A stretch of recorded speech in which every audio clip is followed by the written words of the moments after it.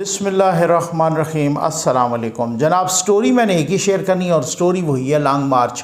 कल का अफसोसनाक वाक़या, उससे निकलती ख़बरें, अफवाहें, झूठ, ड्रामा, सारा कुछ।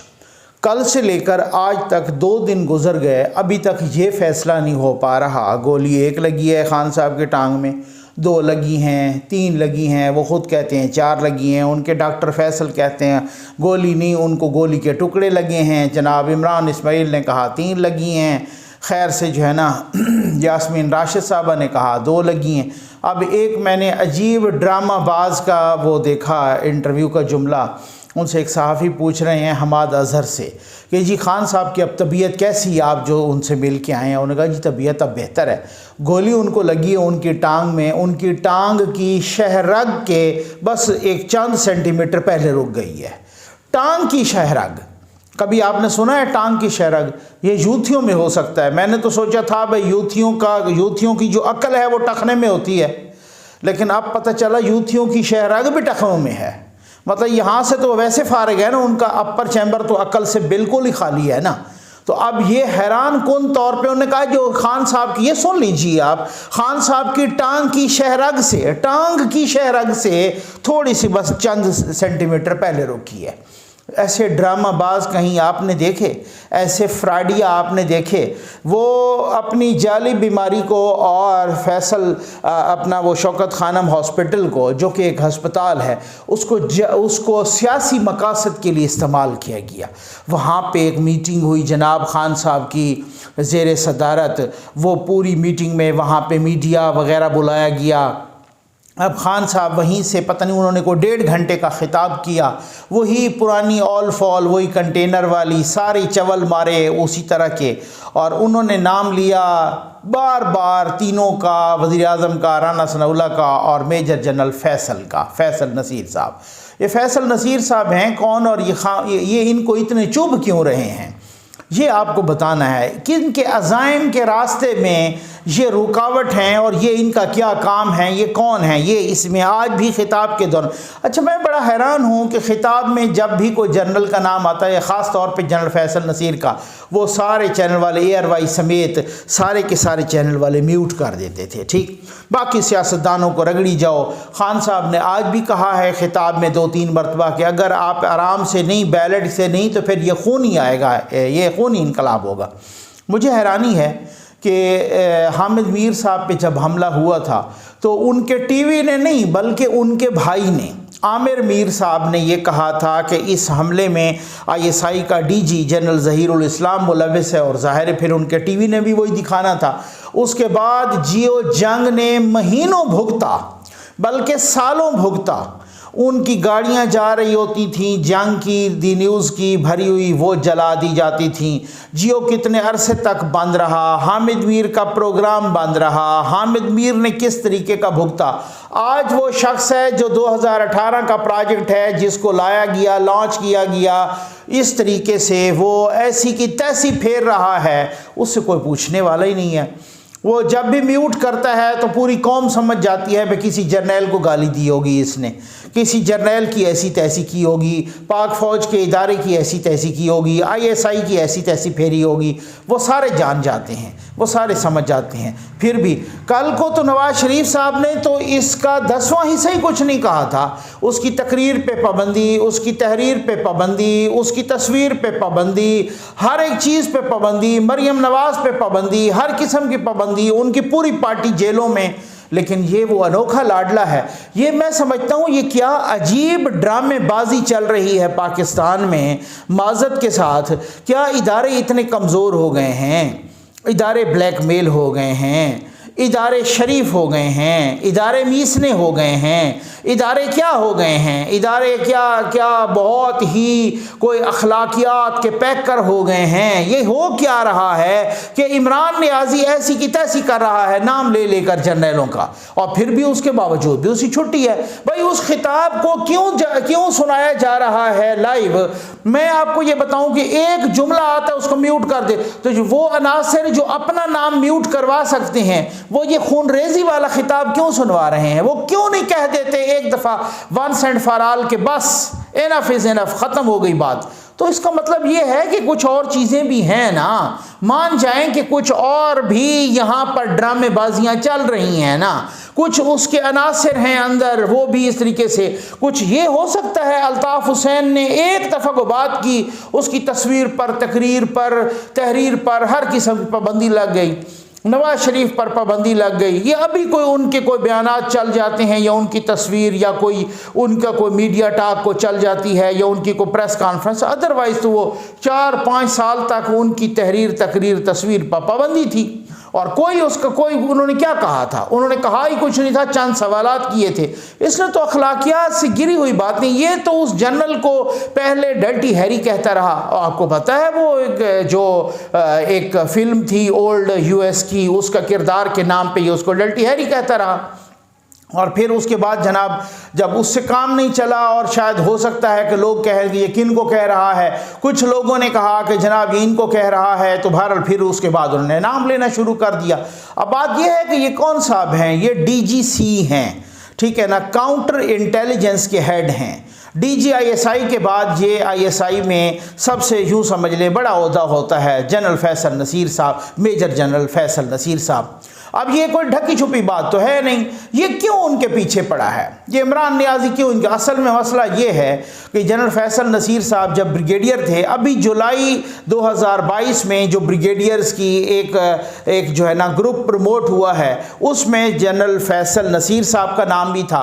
और ये क्यों है कि वो जब ब्रिगेडियर थे तो वो इनके कोच के ज़ेर अताब थे। इमरान खान के जो कोच हैं ना, वो सबको पता है कौन है उनका कोच, उनके वो ज़ेर अताब रहे हैं, उनको उन्होंने प्रमोट नहीं होने दिया उस बेचारे को 2-3 साल तक।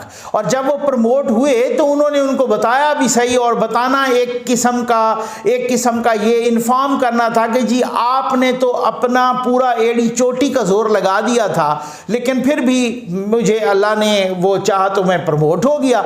वो जैसे ही उनकी प्रमोशन हुई तो वो यहाँ पर ISI में आ गए, और ISI में वो DGC लग गए, काउंटर इंटेलिजेंस के हेड लग गए, काउंटर इंटेलिजेंस के DG लग गए। अब उसके बाद वो उन अज़ाइम के राह में, जो अज़ाइम, जो आग लगाना मुल्क में, जो इकानमी को तबाह बर्बाद करना, जो पॉलिटिकल इंस्टेबिलिटी कराना, जो सारे मुल्क में इंतशार और फसाद फैलाना, जो उस कोच के प्लान है कि अगर मैं नहीं हूँ तो पाकिस्तान खुदा न खास्ता नहीं है, पूरा इदारा नहीं है।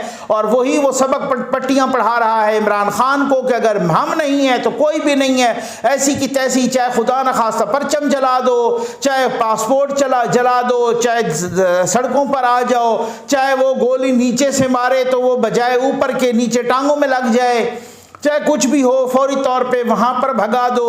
वहाँ पर वो जो है ना शौकत खानम को दूसरे दिन लंबी 1.5 घंटे की प्रेस कॉन्फ्रेंस करा दो। तो ये क्या सूरत हाल है, वो सिर्फ इस आज प्रेस कॉन्फ्रेंस में बार बार उनका नाम लिया गया। भाई क्या है, उनको ये पट्टियाँ कौन पढ़ा रहा है? खान साहब को तो कोई उनका नाम का ही पता नहीं होगा। खान साहब को क्या पता है इंटेलिजेंस में कौन कौन से लोग होते हैं और किस तरीके से वो काम करते हैं और कैसे, ये उनको उनका कोच बता रहा है। वो सबको पता है कि उनको कोच बता रहा है। कोच को कंट्रोल कोई कर नहीं सकता, वो पता नहीं अल्लाह जाने क्या सूरत हाल है, उनको क्यों नहीं को कंट्रोल कर सकता। हर बंदा कह रहा है कि यार ये कैसे हो सकता है, कैसे मुमकिन है कि कोच, वो इमरान खान का कोच इतना बेलगाम हो गया हो कि वो फिर जो है ना, ये चूंकि कोच के साथ उनको, अब कोच के ऑलरेडी वो तो उनका जूनियर था और कोच के ज़ेर अताब था। अब वो कोच भी पहले इसी जगह पे हुआ करता था, DGC था, DGISI बनने से पहले। तो जब वो कोच की जगह पे यहाँ पे आया तो अब वो सारा जो कोच की प्लानिंग, जो कोच का पूरा फसाद का मुबैना प्लान, जो कोच की पूरा सब कुछ वो सिलसिला था, वो मेजर जनरल फैसल नसीर ने उसको स्टॉप लगा दिया, उसको अज़ाइम की राह में आ गया, उसको जनाब उन्होंने पूरा वो सब कुछ जांच लिया कि अच्छा ये कर रहे हैं वो, तो वो उस रास्ते में, उस फसाद के रास्ते में रुकावट हैं।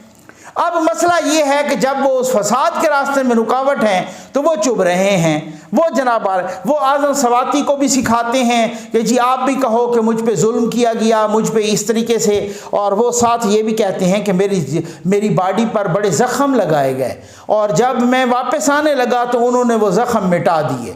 अब अल्लाह, मैं अब इस तरह के अल्फाज नहीं इस्तेमाल करता, लेकिन अल्लाह लानत करे उन यूथियों पर कि जिनको ये नहीं पता कि भाई जख्म लगते हैं और पता नहीं कौन सा टीका या कौन सा मरहम ऐसा है कि जो जख्म पे लगाओ तो वो फिर मिट जाते हैं। भाई कोई झूठ की भी हद होती है ना यार, कोई बेशर्मी की भी हद होती है ना। अब आप खुद बताएं कि मैं कहूं कि जी कल मुझे उन्होंने इतने जख्म लगाए और जब मुझे उन्होंने रिहा किया तो वो आते हुए मेरे सारे जख्म मिटा दिए, और वाह वाह वाह वाह मेरे लोग कहने लगे, मेरे व्यूवर्स कहने लगे, मेरे जितने भी फैंस हैं, बाकी जितने सुनने वाले हैं, जितने दोस्त हैं, मेहरबान हैं, वो कहते वाह जी वाह नकवी साहब आपने बिल्कुल ठीक कहा। ओ भाई उनको ये नहीं, दुनिया में कौन सा ऐसा ऑइंटमेंट आ गया है, कौन सी ऐसी दवाई आ गई, वो तो फिर मेडिकल वालों को बताओ, वो तो डॉक्टरों को बताओ कि जख्म लगाए और फिर जब आने लगे चंद घंटों के बाद वो जख्म मिटा दिए।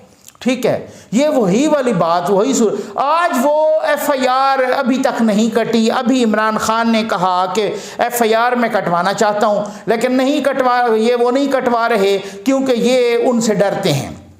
असल में मसला ये है कि चौधरी परवेज़ इलाही ने भी कहा है कि जी आपने FIR अगर शहबाज शरीफ पर, राना सनाउल्लाह पर कटवानी है तो बेशक कटवा लें, आप मेजर जनरल फैसल नसीर पर FIR नहीं कटेगी। चौधरी परवेज़ इलाही इसमें आड़े आ गया है, वो अब आमने सामने आ गए हैं इमरान खान और चौधरी परवेज़ इलाही।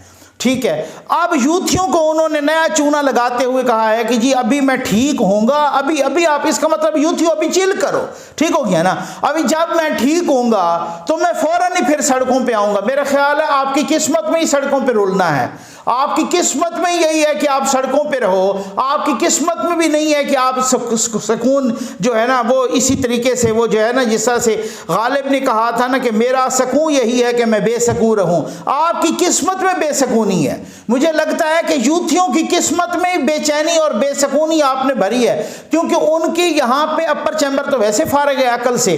तो इस तरीके से जनाब बार बार एक फौजी जर्नैल को इस तरीके से आप टारगेट कर रहे हैं और वो इदारा चुप है, वो लाडले का कोई कुछ नहीं बिगाड़ रहा, उल्टा उस पर टीवी पे खिताब। भाई एक उसके साथ अब हमदर्दियां, क्योंकि जाहिर है जनाब उसको वो यूथियों तो कहते हैं जनाब उनको गोली लग गई, कोई कहते हैं 2 लग गई, कोई कहते हैं 3 लग गई, और अपने अपने उनके वो खुद कहते हैं 4 लग गई, उनके डॉक्टर फैसल कहते हैं कि जनाब वो फैसल सुल्तान साहब वो कहते हैं गोली के टुकड़े लग गए।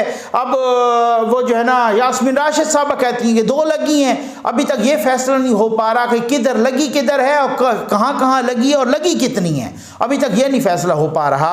मैं तो कहता हूँ शफाफ इंक्वायरी हो, इंटरनेशनल लेवल की इंक्वायरी हो, वो आए देखें, फिर उसके बाद इस तरह से एक्सरे दिखाना नहीं है, फिर एक्सरे कौम के सामने चलें, फिर इस तरह की कवरेज हो सामने और लाइव कवरेज हो और पता चले कितनी गोलियां लगी हैं। सारा मुबैना ड्रामा सबके सामने आए कि ये ड्रामेबाजों की ड्रामेबाजी खुलनी चाहिए, और वो खुल गई है, बिल्ली थैले से बाहर आ गई है। उन्होंने जो जो इल्ज़ामात लगाने थे, जनाब शहबाज शरीफ भी इस्तीफ़ा दे, जनाब यहाँ पर राना सनाउल्लाह भी इस्तीफ़ा दे, और ये फैसल नसीर साहब जो मेजर जनरल हैं, DGC हैं ISI के, ये भी इस्तीफ़ा दे।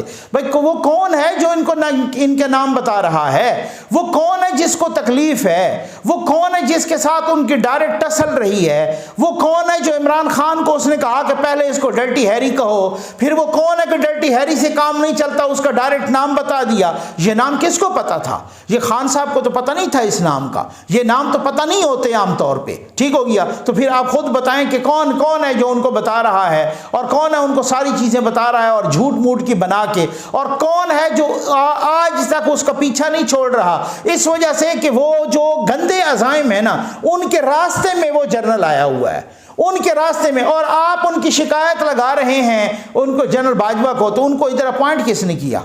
उन्हीं ने तो किया है। जो DGC जो होता है वो DGI से भी ज़्यादा डायरेक्ट होता है आर्मी चीफ के साथ, वो उनके साथ डायरेक्ट होता है। उनको नहीं पता, उनको आर्मी चीफ को नहीं पता तुम्हारे करतूत क्या हैं, और उन्हीं करतूतों के रास्ते में, उन्हीं करतूतों का कला कमा तो वही मेजर जनरल फैसल नसीर साहब कर रहे हैं। इसी वजह से तो इसका मतलब ये है कि जब आपकी चीखें मरीख तक जा रही हैं, जब फितनों की चीखें मरीख तक जाएं, जब फसादी इस तरह से चीखने लगे, तो फिर इसका मतलब है मेजर जनरल फैसल नसीर साहब बड़ा अच्छा काम कर रहे हैं, फिर वो बिल्कुल ठीक काम कर रहे हैं, फिर वो इनके अज़ाइम अजाइम पे भी पानी फेर रहे हैं और इनके कोच के अजाइम पे भी पानी फेर रहे हैं। ये मुसीबत, ये अब मैं समझता हूँ कि ये पाकिस्तान में एक नई मुसीबत और बीमारी आई है कि जनाब कि आप उस हॉस्पिटल को भी सियासी तौर पे इस्तेमाल किया गया, शौकत खानम को, जाली बीमारी को भी सियासी तौर पे इस्तेमाल किया गया।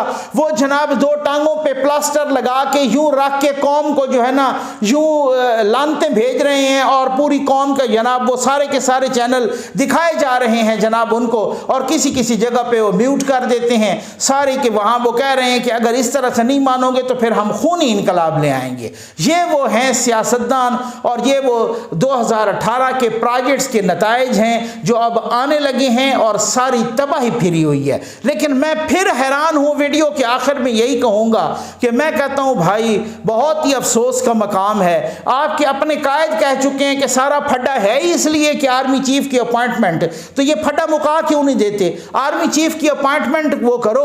आज मैं सुन रहा था ख्वाजा साद रफीक साहब की प्रेस कॉन्फ्रेंस, उनसे किसी सहाफ़ी ने पूछा कि ख्वाजा साहब ये सारा फड्डा जो आर्मी चीफ की अपॉइंटमेंट पे है तो आप इसका ये अपॉइंटमेंट करें और ये इंतशार ख़त्म कराएं, ठीक है ना। आगे से ख्वाजा साद रफीक साहब कहते हैं कि कौन सी आग लगी है, या हम अपने टाइम पे कर लेंगे, इसका मतलब ये कर रहे हैं तो हम टाइम से पहले चीज़ें कर दें। मैं कुर्बान जाऊं, अगर अभी भी आग नहीं लगी, अगर अभी भी आपको आग के शोले नहीं दिखाई दे रहे, तो मैं तो आपकी अक्ल पे, हुकूमत की अक्ल पे इन्ना लिल्लाहि व इन्ना इलैहि राजिऊन पढ़ सकता हूं। उम्मीद है आपको वीडियो पसंद आई होगी। आपका बहुत बहुत शुक्रिया।